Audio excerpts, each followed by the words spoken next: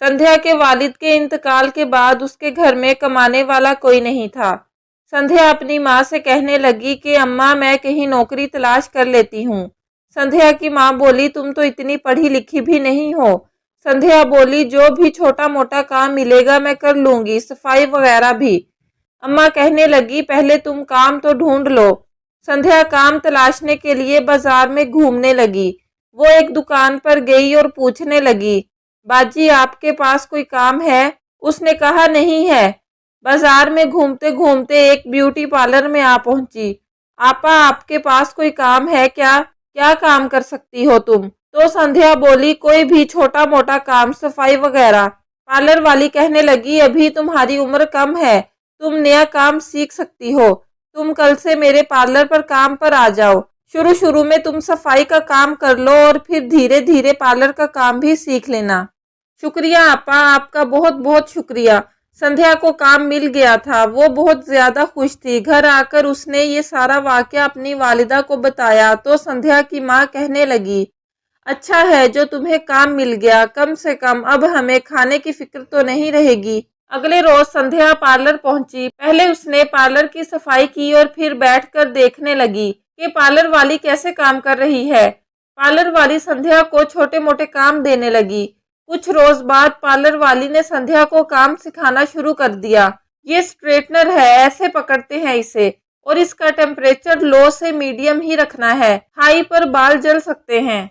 जी आपा। संध्या जल्दी जल्दी काम सीख रही थी। एक ही माह में वो बहुत कुछ सीख गई थी। पार्लर वाली ने संध्या को किसी का फेशियल करने का काम दिया तो संध्या करने लगी। संध्या अब काम सीख चुकी थी तो पार्लर वाली ने उसकी तनख्वाह में इजाफा कर दिया और कहा ये लो बेटा इस माह की तनख्वाह। पहले से ज्यादा तनख्वाह पाकर संध्या बेहद खुश थी और घर आकर अपनी अम्मा को तनख्वाह पकड़ाते हुए बोली इस मर्तबा आपा ने मुझे ज्यादा तनख्वाह दी है। तो उसकी अम्मा ने उसे शाबाशी दी और कहा बहुत अच्छा है, इन पैसों से अपने लिए कुछ कपड़े भी खरीद ले। तो संध्या बोली जी बिल्कुल, मैं अपने लिए और आपके लिए भी कपड़े खरीदूंगी। जैसे जैसे संध्या काम सीखती जा रही थी मालकिन उसकी तनख्वाह में इजाफा कर रही थी। संध्या भी काम से बेहद खुश थी।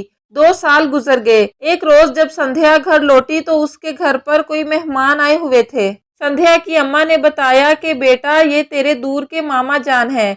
संध्या बोली आदाब मामा जान। मामा जान ने भी संध्या को दुआएं दी। संध्या की अम्मा बोली ये तेरे लिए बहुत अच्छा रिश्ता लाए हैं, वैसे भी तेरी शादी की उम्र हो गई है। ये सुनकर संध्या परेशान हुई और बोली लेकिन अम्मा अगर मैं शादी करके चली गई तो आपका क्या होगा? संध्या की माँ कहने लगी तू मेरी फिक्र मत कर, मैं अपना गुजारा कर लूंगी। तेरे वालिद यहाँ होते तो अब तक तेरी शादी हो चुकी होती।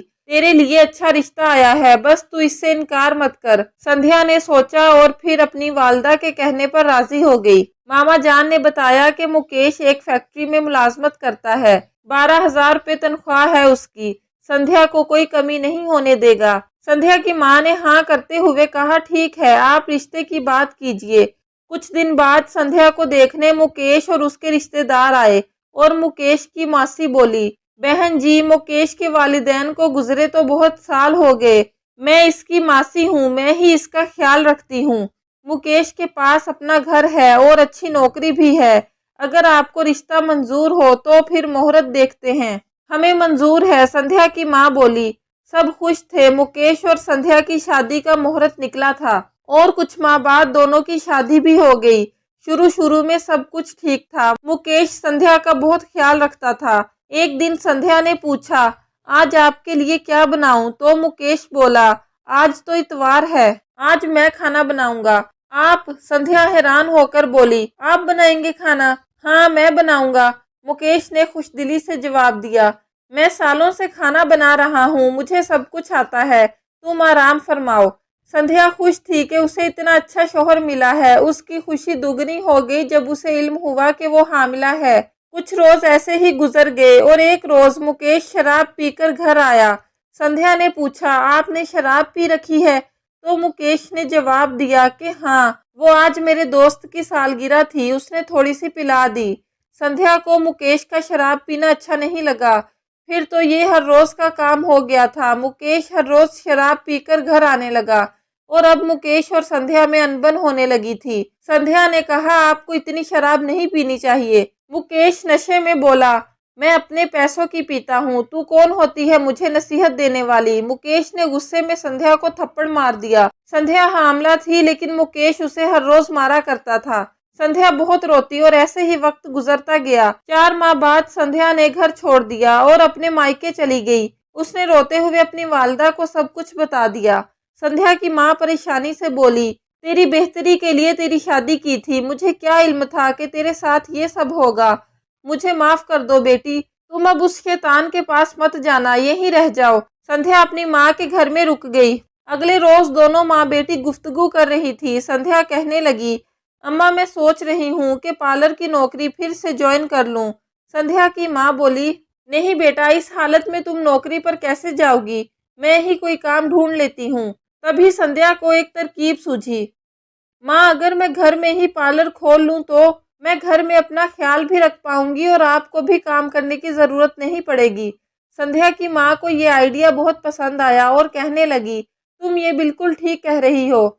उसी शाम मीना और संध्या ने पार्लर का सारा सामान खरीद लिया और फिर घर के एक कमरे में पार्लर बना लिया और घर के बाहर पार्लर का बोर्ड भी लगा दिया। पहले ही रोज उसके पार्लर में कस्टमर्स आने लगे। संध्या और मीना खुश हो गई। संध्या अच्छा काम करती थी, इसलिए कस्टमर्स वापस आया करते थे और आहिस्ता आहिस्ता उसका ब्यूटी पार्लर चल पड़ा। हामला होने के बावजूद वो 10-10 घंटे काम किया करती थी। कुछ माह बाद संध्या ने एक बेटी को पैदा किया और फिर अपनी छोटी सी बेटी को संभालते हुए संध्या पार्लर चलाने लगी। संध्या की जिंदगी में अब भी मुश्किलें थी, लेकिन उसके पास एक रास्ता था जिससे वो अपने और अपने खानदान की जिंदगी बेहतर बना रही थी। 5 साल तक कड़ी मेहनत करके संध्या ने अपना बड़ा सैलून खोल लिया। अब उसकी बेटी भी स्कूल जाया करती थी और वो अपनी वालिदा के साथ एक बहुत बड़े घर में रहती थी। ये उसके लिए बड़ी कामयाबी थी, लेकिन अभी भी उसकी जद्दोजहद जारी है।